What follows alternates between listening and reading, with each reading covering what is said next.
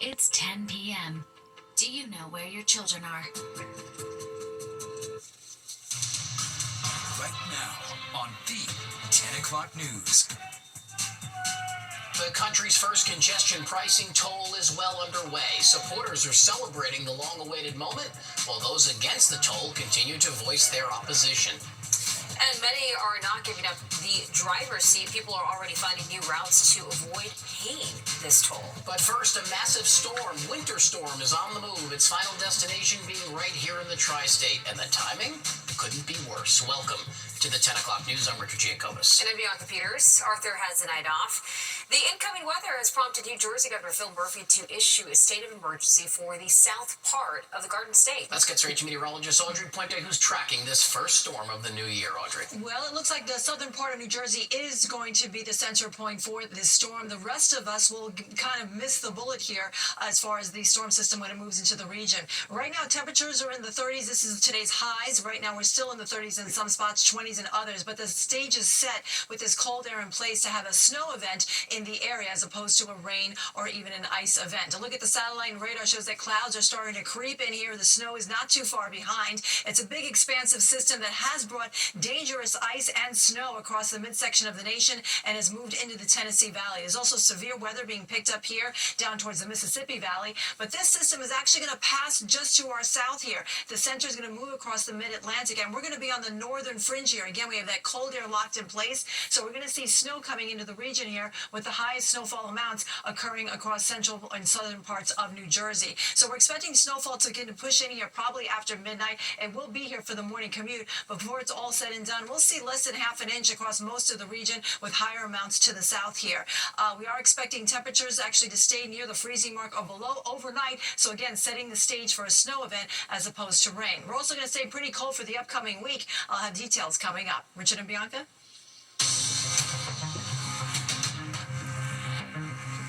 Well, it's been nearly 24 hours since the country's first congestion pricing toll went into effect, and tomorrow that will be the first morning commute with the additional $9 toll. We have team coverage tonight. Meredith Gorman is looking at how some are finding new routes to avoid coughing up the extra cash. But Kendall Green leads us off with what the MTA had to say today. Kendall.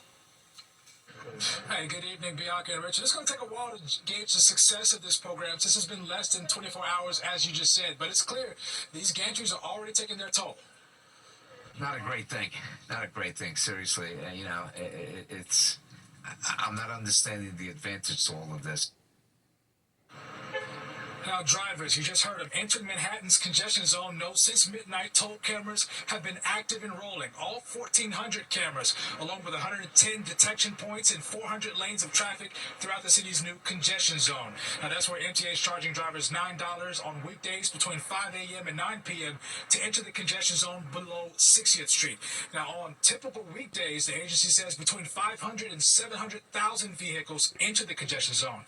Now, the MTA can begin assessing how that traffic will change. Now, part of the program, aside from funding mass transit projects, the MTA hopes to get truck drivers to do more overnight deliveries by taking advantage of the discounted rate they offer for $2.25 after midnight. Now, the MTA also wants to see an improvement in the flow of traffic and travel time for buses, as well as optimize emergency response times among first responders. But for all of its good intentions, somebody's got to pay for it, right? Well, taxi drivers we spoke to, not exactly cheerful about funding this program. We already dying. I on the medallion, I pay more than $1 million, and I'm losing. Oh, man. Now I have to work 7 days to cover my expenses. It's really a burden for us simple people that are trying to make a buck out there, and to get an additional type of toll, it's a little too much. Now, on the other side of that, the MTA's chairman, General Lieber, shared that there are discounts some drivers should seriously consider taking advantage of. Take a listen. There are two big ones that everybody came together around, and one is a low-income discount. Very important. Folks who are at the low end of the income scale have a discount. And there's also a total exemption for people with disabilities in vehicles that they are driven in. So even if the disabled person is not the driver, you can get an exemption for people with disability. Now, for those looking to take advantage of those discounts, you can go over to the MTA's website for more details. But that's the latest from the Upper West Side. Kendall Green, Fox 5 News. Richard, Bianca? All right, Kendall, thanks for that. Well, congestion pricing is still causing a whole lot of frustration, especially for Queens drivers. Now, the lower level of the Queensboro Bridge drops cars right onto 60th Street. And for those heading north, they are hit with the toll for just one block of driving in the zone. Fox 5's Meredith Corman is live from the Upper East Side tonight with more. Meredith. Guys, that's right. Like you said, if you come off the bridge at 60th Street and you turn onto First Avenue right here and drive uptown, you will still have to pay that toll because you're considered in the zone.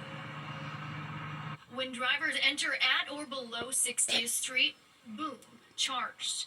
Like right here where drivers come off the 59th Street Bridge and get hit with the $9 toll, regardless if they're going to Midtown or simply north on First Avenue. Some drivers I spoke to tonight aren't too happy about this new toll, which went into effect at 12 a.m. this morning. It's legal extortion, and we won't vote for it. And as voters, we're going to destroy it. It's $9 going in and $9 going out. Yeah. So it's just, I think it's too much. Other drivers think it might be good for them if there's less cars on the road in the city, like this taxi driver. Be less count on the road. I know now, you see, in the morning, it started, it's a little bit easy to just drive because people scare about that sometimes, make easy.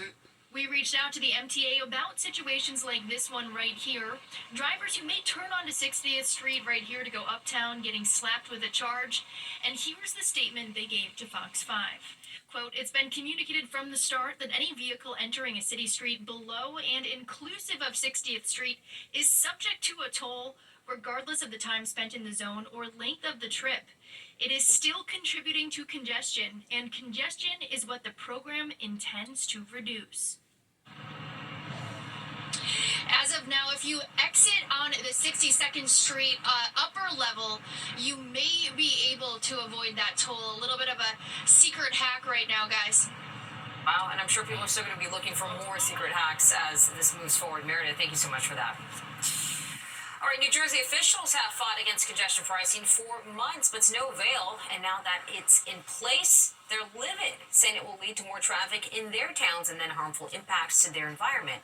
They call the toll a cash grab by the MTA, and they vow to keep fighting. And I want to be clear on this. Whether it's today, tomorrow, with the new administration, or through legislation that we plan to introduce, bipartisan legislation, let me be clear to New York. We'll never stop fighting this congestion tax. Never. The congestion toll tax on $9 during peak hours to enter the city's congestion zone beneath 60th Street. So some New Jersey commuters face a daily charge of $22. Wow. And the unions representing thousands of FDNY firefighters speaking out against this congestion toll. Firefighters say they and those they serve will suffer. During a news conference today, the union said New York's bravest should be granted a toll exemption because they often use personal vehicles to transport equipment to their calls and shouldn't be taxed to do their jobs. Those vehicles are regularly used to transport firefighters to and from their detail to another firehouse when there's a shortage in one spot and they need them somewhere else. We were denied at every turn. We have been putting ourselves out there for the city of New York and for the FDNY. And now a lot of our members have asked us, how do we get our money back? The union leader also adding response times above 60th Street may take longer due to additional traffic moving outside of the congestion zone. The mayor's office releasing a statement saying it does not expect the toll to impact response times. Now you can stay up to date on congestion pricing and other news with the Fox Local app on your phone. Just scan the QR code to watch our live newscasts and more wherever you are. You can download the free Fox Local app now. All right, lawmakers calling on President Biden to take action in his final few days in office. How some say he could amend the Constitution and enshrine reproductive rights into law.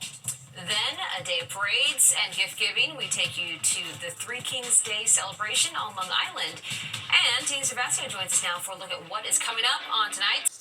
And New York Senator Kirsten Gillibrand calling on President Biden to protect abortion rights. Gillibrand wanted Biden to direct the archivist of the United States to publish and certify the Equal Rights Amendment right before President-elect Trump takes office. The senator argues the amendment would give the strongest protection against any future attempts at a national abortion ban. The ERA should have become the 28th Amendment in 2020 when Virginia was the 38th state to ratify it. So why didn't it? Well, because Donald Trump was president at the time, and his lawyers wrote an opinion saying that it took too long and denied certification. Well, Congress sent the amendment to the states in 1972 with a 10-year deadline to ratify it, which the states did not meet. So last month, the Archivist of the United States said the ERA cannot be certified without further action by Congress or the courts. And to this now, the annual Three Kings celebration held in Brentwood, Long Island today. Christians around the world celebrating the day with parades, parties, and gift giving. It's also a tradition that honors religious beliefs and Latino culture. The organizers say this is the oldest Three Kings celebration on Long Island. It's like the finale to Christmas, Bianca. There you go. Yes. Keep the celebration going. The 10 o'clock news is continuing. And Audrey is next with a look at the snowy weather expected tomorrow. Take a look at this, a wide-ranging winter storm battery in the Midwest. Some areas expected to see their heaviest snowfall in a decade. And parts of Kansas and Missouri are expected to see at least 8 inches of powder. And this is just a preview of what is to come because this storm is heading right towards us. But the good thing is we won't see it like that. That might disappoint some people, though. I think it will. I think it will. A lot of folks would love to see a nice snowy blanket over a tri-state area, but however, it's not going to happen because we're only expecting really light amounts in and around the city, and it looks like the most intense snowfall will be across southern New Jersey. All right, let's talk about today. It was cold today. 33 was our high temperature. That's below normal for this time of year. The low is 28, so not too much of a temperature spread. The record high in the state, that was 64 degrees. The record low is -4. Everywhere we are below the freezing mark across the tri-state area, so it's going to be a chilly night once again.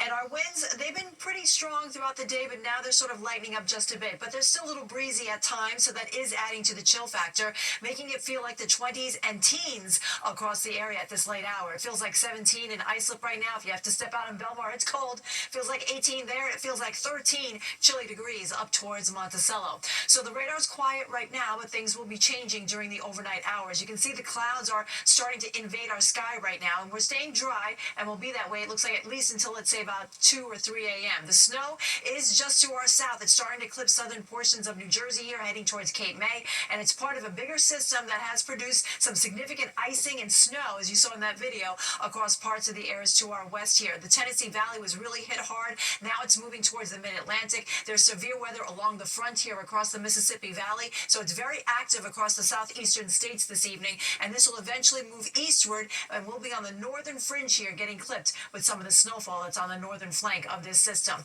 So here it plays out in our future cast. We're dry for the rest of the evening, and then later on, it looks like in the pre-dawn hours, that's where we're going to start to see the snow begin to push its way northward here into southern portions of New Jersey. So if you're driving from about 195 southward, you'll encounter the snow, but eventually it will sort of creep northward here, heading towards the city by about, let's say, 8 or 9 a.m. So across New Jersey, I believe the governor issued a state of emergency here for the state. I think that's adequate because we are going to see snow and slick roadways across this area. In fact, there's a winter weather advisory across southern New Jersey for tomorrow. But in and around the city, it's going to be relatively light. And if you're in the Hudson Valley, you're going to escape the brunt of this with just a lot of clouds tomorrow and no snow for you. Across Long Island, we'll get a few flakes flying here towards the afternoon. Things kind of dissipate as we go towards the afternoon, but on the backside, there'll be another last blast of snow coming in across New Jersey for the evening. And overall totals will be about an inch to up to 3 or 4 inches across the southern part of the state, but in and around the city, it's going to be less than an inch and nothing up to the north here. We'll have clear skies after that, and that's going to be the start of a dry stretch of weather taking us through the majority of the upcoming week. So tonight we're dropping down to 27 degrees. Tomorrow we go up to only 31.